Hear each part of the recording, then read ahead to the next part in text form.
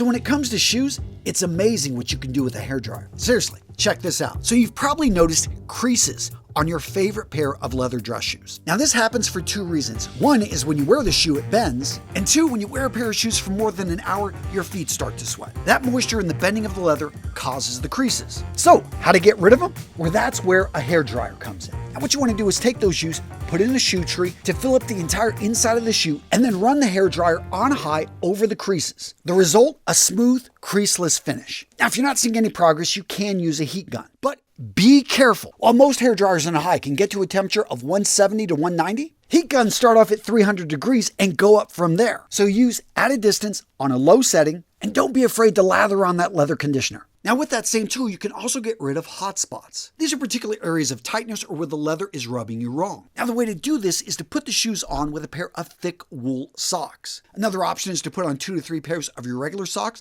and put the shoe on. And yes, it's going to be tight. That's the point. Because in the areas you want to reshape, that's where you're going to apply the heat. Now you want to prep the area by heavily moisturizing on the outside and the inside. And if done right, it can give you just a bit more room that's going to make the shoes much more comfortable. Now, what if you've got the opposite problem? You got a pair of shoes that are just a little bit too large. So I ran into this issue a few years back. I was at my brother's wedding, and his wife, the bride, insisted that we all had to match, and therefore we had to rent tuxedos. Yes, I know, but hey, it's family. In any case, I had someone pick up the rental for me, and when I tried the shoes on, they were just a little bit too large. So the hack here is to get an instant better fit by using a piece of cardboard. So as you can see here, all you need is a piece of cardboard, a pen, trace the form of the shoe right there on the cardboard. What we're looking to do is create an insert that, as you can see right here, slides right in and lifts the entire foot up by about 1/8 of an inch. Gents, believe it or not, that small amount of cardboard can make a huge difference in how the shoe fits, how the shoe feels. Next up, let's talk about those annoying deodorant marks that you get on a dark t-shirt when you slide it on in the morning. Now, I know some of you guys are going to say, hey, put the deodorant on after you put your shirt on, but I'm assuming you made the mistake. You got those white marks all over the dark shirt. Gents, the way to get rid of them is to use a dryer sheet, and here's why it works. So dryer sheets are coated with softening agents and anti-static compounds. This combination right here helps to reduce the static cling that keeps the deodorant particles on the dark colored shirt. Basically, they help that residue release from the clothing. On top of that, a lot of deodorants have waxy or powder ingredients. The softening agents in the dryer sheets have a lubricating effect, and they can help lift these ingredients, again, right off the shirt. Now, speaking of stains, what about those annoying yellow stains on your white t-shirts, on your white dress shirts that build up around the collar and around the armpits? Now, you being the smart guy you are, you probably know that sweat and deodorant both have alkaline compounds. This is what normally leads to the yellowing and discoloration of a white shirt. Now, there are some harsh treatments out there. They're effective, but they use some pretty strong chemicals and they can take time. A quick hack that I would recommend is to start to use vinegar in with your whites. And when you notice the staining, use a 50% vinegar, 50% water mixture to spot clean your shirts in and around the collar, the cuffs, and the armpits. Now, vinegar works because it's got an acidic pH, and I also love how it's not a harsh chemical. It's something you're going to find in pretty much everyone's kitchen. Now, at this point, some of you guys may be saying, well, Antonio, what if we could stop it at the source? What if you had a hack for sweating? Well, gentlemen, I actually do. In fact, that is a great intro for today's sponsor, Thompson Tea. Now, gentlemen, I've been wearing the undershirts over at Thompson Tea for over 7 years because, like a lot of you guys, I sweat, and sometimes I sweat profusely. And that's why, gentlemen, I love these undershirts, designed specifically for men that don't want to show the world that they are sweating. To do that, they created the world's first ever sweat-proof undershirt. And as you can see right here, I am wearing one of their slim fits, which let me demonstrate. This is a large in a slim fit. As you can see, it hugs the body throughout the torso, throughout the arms, and it's got a really long cut, so it's never going to come untucked. But the key to these undershirts is their Hydro Shield. This is their sweat-proof technology that they have a US patent on. And again, gents, as a longtime user of Thompson Tea, I can tell you these shirts work. And that's why they've sold millions of these, because guys just like you are tired of sweating through their polos, of sweating through their t-shirts. And when it comes to styles, when it comes to colors, they've got tons of options. So as you can see here, my preferred color is gray, but right here I've got a regular fit. This one, size medium, as you can see, is a lot looser in the torso, but not so loose that I wouldn't wear this under a dress shirt. And when it comes to styles, let's look at the neck. They've got classic crew necks, they've got V-necks,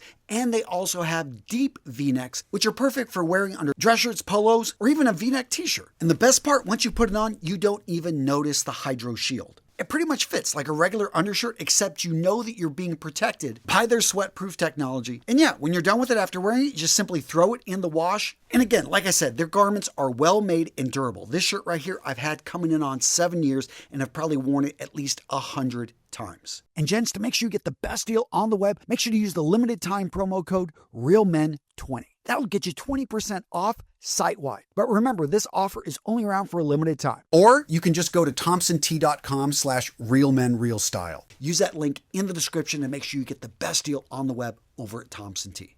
Now, we were talking about stains earlier. What if you get a pen mark on your pants, on your shirt? How to get rid of that? Well, the key here is alcohol. So if you can find a bottle of rubbing alcohol, that's one of the best things. But in the case you can't, see if anyone has hairspray. A lot of hairsprays out there, one of their main ingredients is going to be alcohol. So by using alcohol, you can cause a stain to break up. Now, what about using cologne? What about using fragrance? Okay, that one could be costly, but hey, if it's an important shirt and you want to just try it, go for it. Let me know in the comments if that worked for you. Now, speaking of fragrance, a quick hack here, especially if you're going to an event in which you are going to be meeting people for the first time, wear your signature scent. You are going to be 7 times more likely to be remembered than if you aren't wearing anything. And I didn't just make that number up. There's this researcher, Sylvie Alver, she did a whole report on this, talking about memory and connection with scent. And what she found is 35% of what people smell, they remember, versus only 5% of what they see. So when you're meeting people for the first time, you're making those first impressions,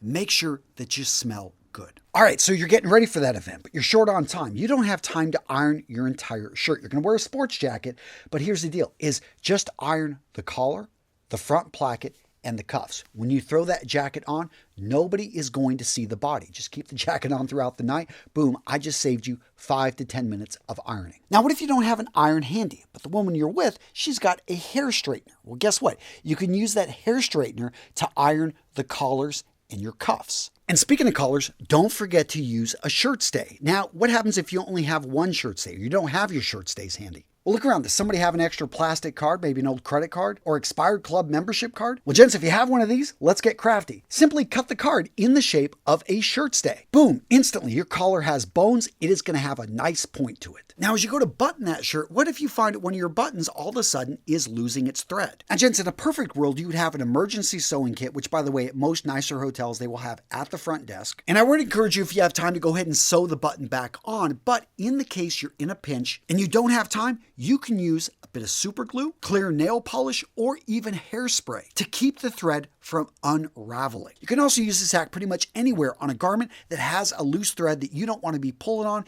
because it could ruin the entire thing. Now, it is a temp fix, so when you get the time, fix that loose thread properly or you're going to have issues. Now, what if you're wearing a necktie or a bow tie and you need to button that top button and you find, you just need a ½ inch? Well, you could try to force it and choke yourself. Or you could use a safety pin and give yourself a ½ inch of breathing room, be much more comfortable, and cover it up with the necktie, the bow tie. Nobody is going to notice. Now, speaking of things that nobody notices, but you still probably need to address, guys, if your shoes smell, let's get that fixed. One of the easiest hacks here is putting a little bit of baking soda in the shoe overnight and then shaking them out, vacuuming them out before you wear them the next day. Another option that's really effective is take that same baking soda, put it into a sock, and then leave it in the shoe overnight. Now, as many of you guys know, baking soda is actually sodium bicarbonate. When you look at it at the microscopic level, it has a porous structure and a mild alkaline pH. This basically makes it perfect for trapping and neutralizing many of the acidic and alkaline compounds that cause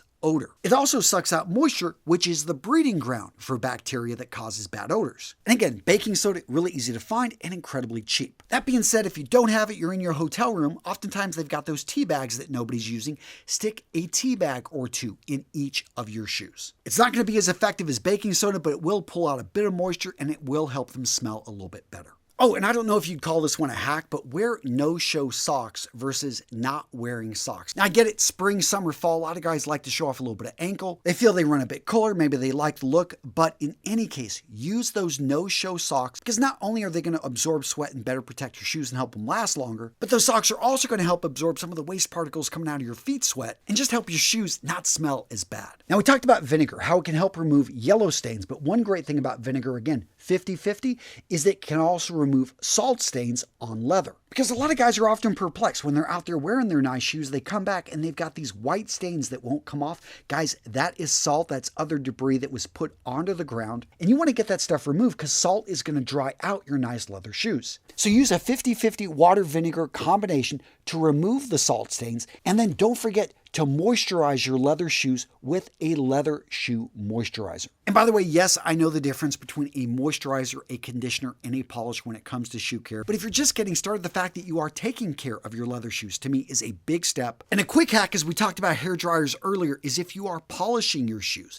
put on the polish and then go over it with the heat from the hairdryer. It's going to actually help the polish, the wax inside, melt, be a little bit more pliable when you're polishing, and can give a better shine. Seriously, who knew a hairdryer would be this useful? You can even use it on your hair. I got a whole other video for that. But seriously, gents, if you enjoyed this video, let me know in the comments. I can make a part 2. I've got a lot more hacks I would love to share with you guys. And if you want to maybe watch an older video in which I kind of get into hacks, check it out right here. I didn't cover everything. There was always more to talk about. But guys, yeah, good seeing you. Take care. I'll see you in this next video, right? Boom, right there. Oh, yeah.